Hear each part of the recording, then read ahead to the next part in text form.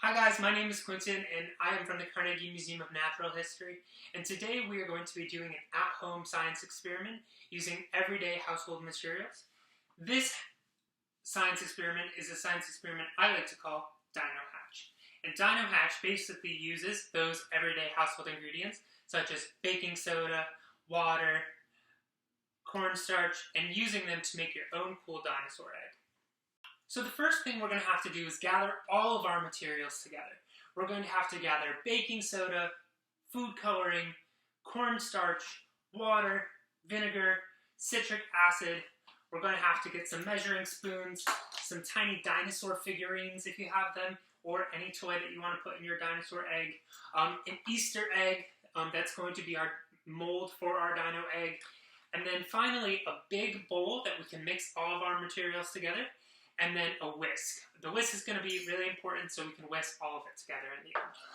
So I pre-measured all of my ingredients, but we're going to need to measure them out to make sure that we're getting the right ratios for making our dino eggs.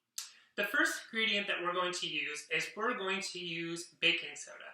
Baking soda is going to react to the vinegar when we melt away our dinosaur egg, so it's going to foam and fizzle.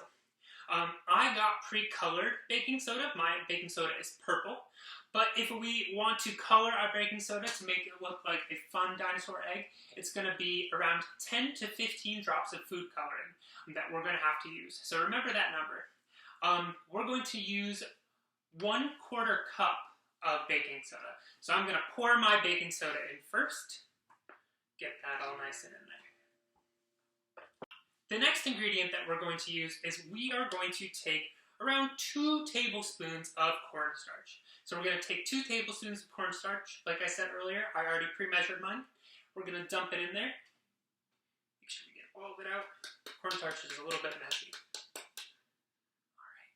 And then this next ingredient is optional, but this is citric acid. Citric acid is almost like sugar-like consistency.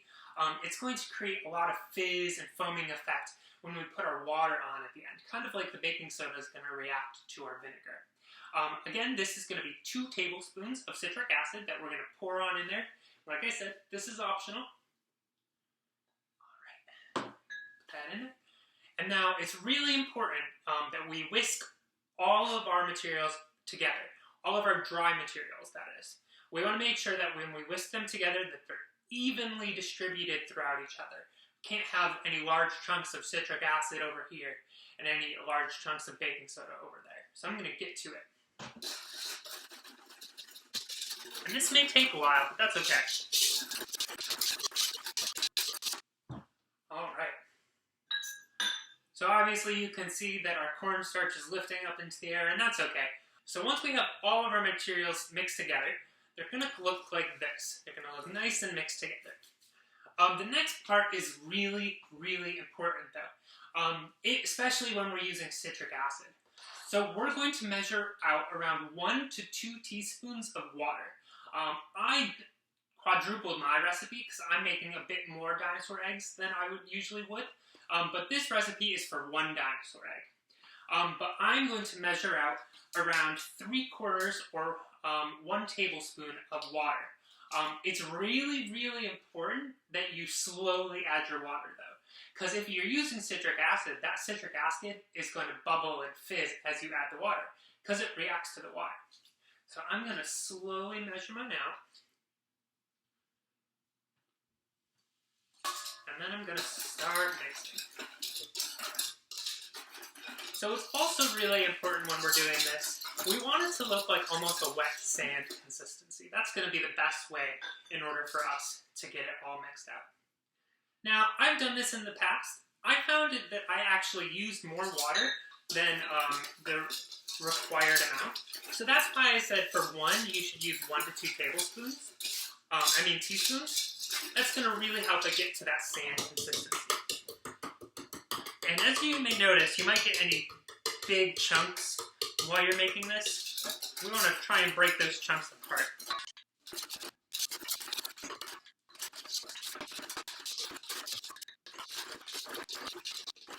So the next thing that we're going to do is, if you have them at home, it's okay if you don't, you want to grab a pair of gloves.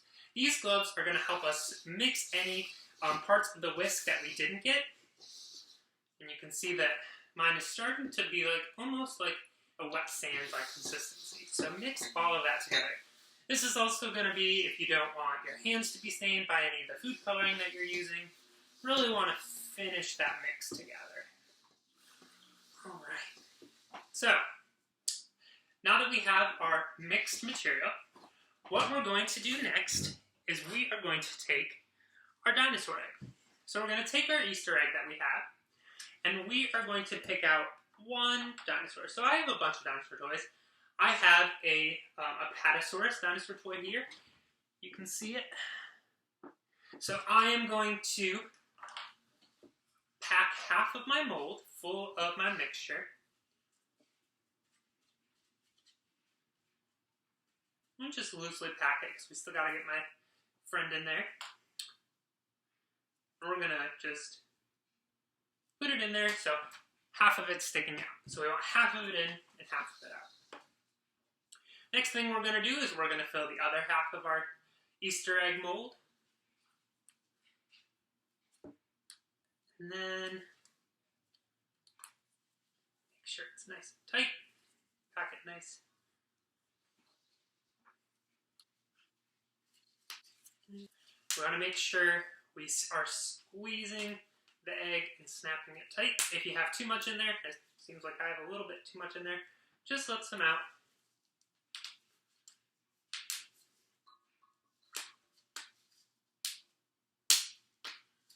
There we go. Voila. So, we snapped our egg shut. So we're also going to want to make sure that if we have some rubber bands lying around at home, we can put like 3 or 4 rubber bands on our egg just to secure it and make it extra tight. What we're going to do next is, since we have our dinosaur egg nice and pressed, we're going to let it sit for 24 hours. So I'm making my egg right now in the afternoon. So tomorrow afternoon, I'm going to be able to take my egg and it will be nice and dry and compact all the way through. So once you've made all your dinosaur eggs, or if you're making one, that's fine. The next thing we're going to do is just clean up. We're going to clean up all of our materials away.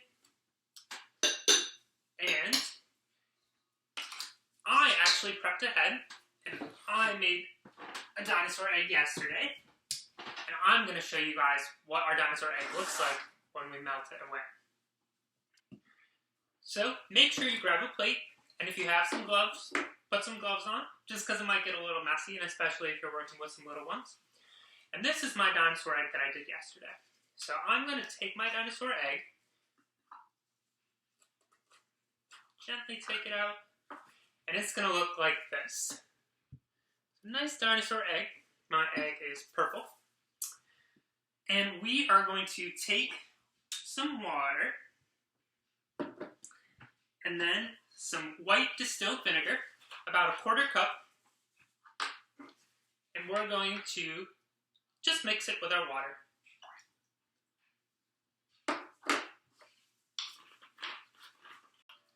So since we have our water and our white distilled vinegar, now it's time for the fun part. We are going to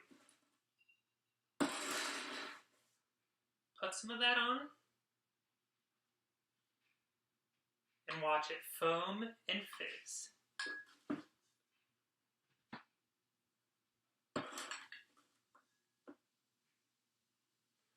And this can be done with a spoon, can be done with a pipette. It's going to be a nice and slow foam as you slowly start to watch all the foam. And if you want to, you can start picking at it and pulling it apart. Doesn't matter, just as long as you're having some fun and watching our foam as it oozes away.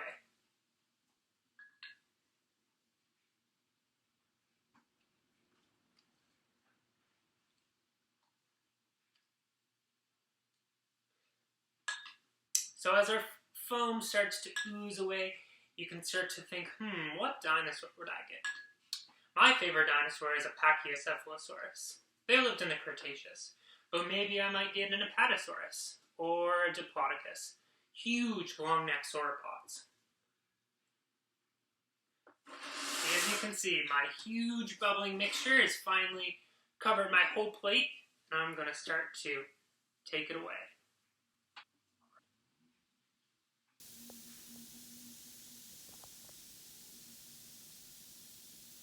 Oh, and it looks like I got a Diplodocus. A Diplodocus for Dippy, who's outside the museum. Well, thank you so much, guys. I hope you enjoyed our Dino Hatch experiment. Let us know if you have any questions, comments, and we are looking forward to seeing you once the museum opens again. And thank you so much for joining me today. I'll see you later. Bye.